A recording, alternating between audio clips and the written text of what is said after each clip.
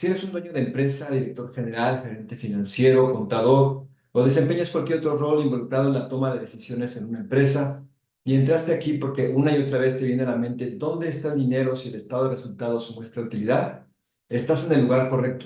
Hoy nuevamente a través de una historia real te daré un par de temas que tienes que revisar sí o sí antes de seguir quebrándote la cabeza en otros asuntos. Como siempre, aquí René Hernández de Blindaje de Negocios, saludándote para darte alto contenido de valor a través de la experiencia de más de 20 años implementando sistemas ERP en empresas de múltiples industrias y tamaños. Bueno, pues el día de hoy vamos a platicar un proyecto interesante donde implementamos en una empresa que pretendía dejar atrás la manera como estaban administrando, que era con sistemas informáticos separados. La contabilidad, por un lado, y por otro lado, ventas, cuentas por cobrar, inventarios y compras. Para comenzar, platicarte que era una de las más importantes comercializadoras de material de construcción y muebles para baño de la ciudad donde estábamos trabajando. Contaban con matriz y un par de sucursales. La idea era conectar toda la administración del negocio en una sola plataforma. Ellos, además de tener business to business, tenían venta al público en general. Y bueno, como siempre, ¿verdad? En todo proyecto lo hacemos, replicamos los procesos, hacemos la instalación, configuramos, capacitamos al personal, pero al momento de hacer la migración de los saldos de cuentas por cobrar hacia el ERP SaaS, descubrimos que dentro de la cuenta público en general, en cuentas por cobrar, destinada solo a contener los importes momentáneos de los envíos a domicilio, y que deberían de existir solamente por un máximo de 48 horas, había también saldos negativos. Cuando preguntamos nos dijeron que estos eran anticipos de clientes, mercancía que no había en ese momento y que se debía solicitar al proveedor, es decir, para efectos de control interno, a río revuelto, ganancia de pescadores. Para mi ojo financiero, te recuerdo, soy contador de profesión, de inmediato saltó la alarma. Los estados financieros a una balanza contable reflejaban en una sola cuenta un solo importe donde se compensaban saldos negativos y positivos, haciendo que la cifra, el saldo, ¿verdad?, no reflejaba solamente el importe de las mercancías que estaban por ser entregadas a los clientes y más bien pues daba pie a malos manejos. Desde luego lo reporté a la persona encargada del área financiera, pero pues hasta allí podía llegar mi aportación, dado que yo no podía acusar a nadie porque ni había descubierto en sí un fraude ni tampoco había sido contratado para hacer auditoría. Y otra vez, como menciono en otro video, anexo el link de ese video al final, resulta que los estados financieros de la empresa eran auditados para efectos fiscales por un despacho externo. En fin, hice mis recomendaciones y luego de que configuramos el ERP para funcionar evitando este riesgo, se quedaron con la tarea de que a partir del arranque del nuevo sistema separarían los anticipos en cuentas únicas y que con el paso del tiempo esa cuenta de público en general se iría depurando de los anticipos y solo quedarían las mercancías en proceso de entrega para reflejar una cantidad correcta. ¿Cuál es el final de la historia? Bueno, pues algunos meses después me invitaron a hacer una presentación para el Consejo de Accionistas, cosa por cierto muy rara, ¿verdad? Que soliciten a un implementador de ERP algo como eso.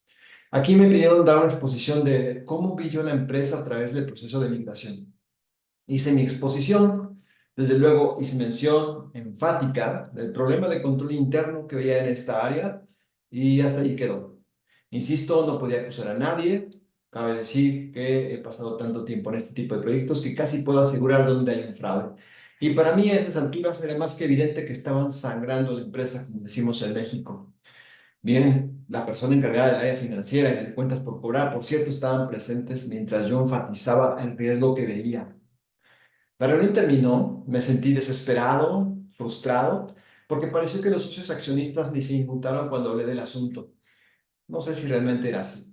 Básicamente sus caras no reflejaban ninguna expresión. Pero bueno, el proyecto obviamente terminó, pasó el tiempo, hasta que un día recibo la llamada de la persona encargada de las cuentas por cobrar para decirme pues que ella no trabajaba allí y que además estaba en un juicio donde era acusada de fraude y me pedía que yo fuera testigo a su favor para decir que yo no había encontrado ningún fraude.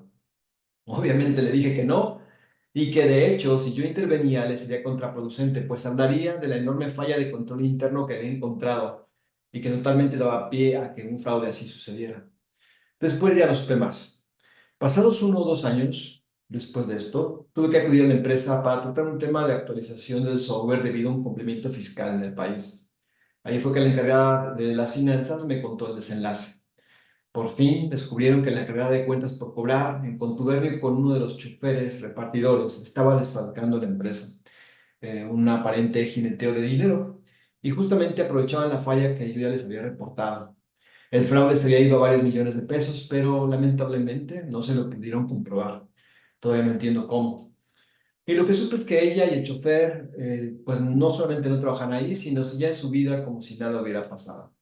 Tristemente, el día de hoy que escribo o que hago este video, la empresa no existe más.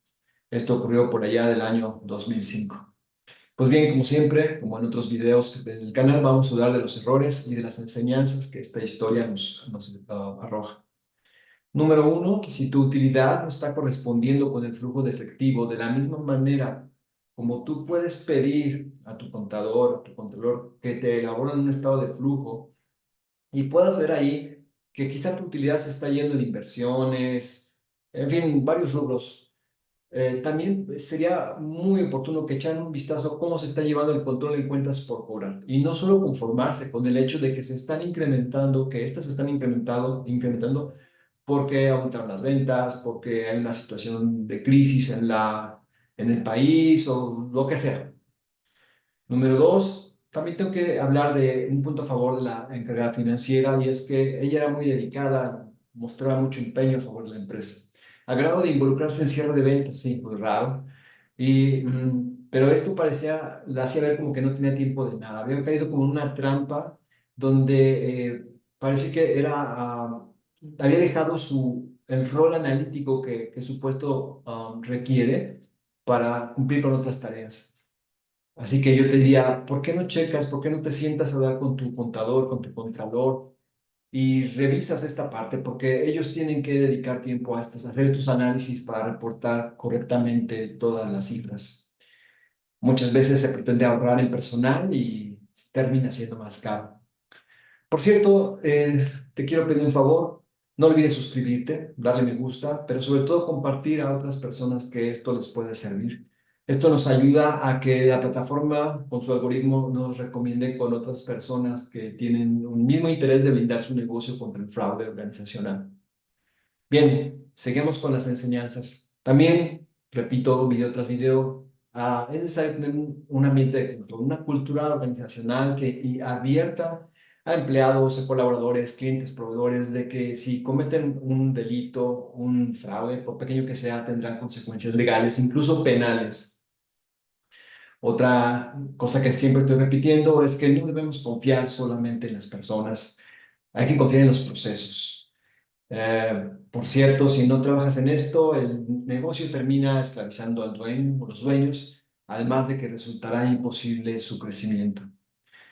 Pues bien, me despido recordándote que si quieres comenzar tu recorrido para las mejores prácticas respecto a evitar el fraude organizacional, debajo en la descripción pongo a tu disposición el material que te puede ir llevando de la mano para esto.